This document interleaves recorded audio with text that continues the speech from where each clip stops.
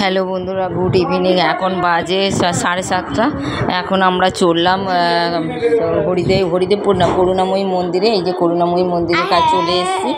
আজকে মা অন্নপূর্ণা পুজো, ওই জন্যে চলে এসেছি একটু মায়ের দর্শন করতে। কিন্তু গিয়ে আমরা আপনাদেরকে মায়ের আর দর্শন করা, আমরা দর্শন করতে, কিন্তু ওখানে লেখাই আছে এখন সব মন্দিরেই লেখা যে ভিডিও করা যাবে না, ফটো তোলা যাবে না। তাই আপনাদেরকে আর ভিডিও করে দেখাতে পারিনি। আর এই যে মন্দিরের চারপাশে ঘুরছিলাম। আর সাধনের গাড়িটা একটু ওই করুণাময়ীর বাজারের ভিতরে রেখেছিল, কিন্তু দোকানের সামনে, তাই বলছিল গাড়ি সরাতে।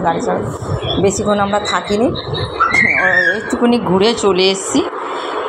এই যে রাস্তা দিয়ে আমি বেশি ঠাকুর দেখে চলে এসেছি। আমি চলো একটু ঘুরে আসি বলে ঘুরে আর চলে এসেছিলাম। আমি রাস্তা পার হচ্ছি। আর এই যে এটা আমাদের বাড়ির কাছে, সেই এটা একদম বাড়ির কাছে সৃজনী ফেলে আমাদের বিধানপল্লীর কাছে, ওখানটাই আমরা আবার ওই ঠান্ডা জল খেলাম, রেহান খেলো, আমি খেলাম। খেয়ে এই যে ওখানে দাঁড়িয়েছে আবার বাড়ি, এই যে পাগলির মতন একদম চুয়ায় গরম, বিভৎস গরম করছে। এই যে রাতেও চলে এসেছি, রাতে এখন খাচ্ছি। আবার গেলাম মা করুণাময়ী মলে, এসে বিশ্রাম করে এখন এই ছোলা আলুর তরকারি করেছি আর লুচি।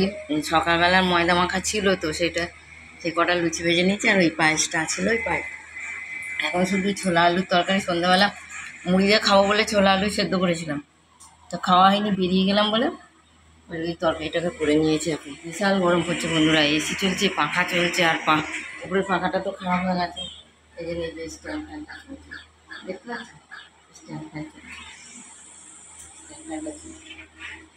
তাহলে বন্ধুরা, গুড নাইট, সি ইউ। আবার সামনের দিন ব্লগ নিয়ে আসছি। Tata, bye bye.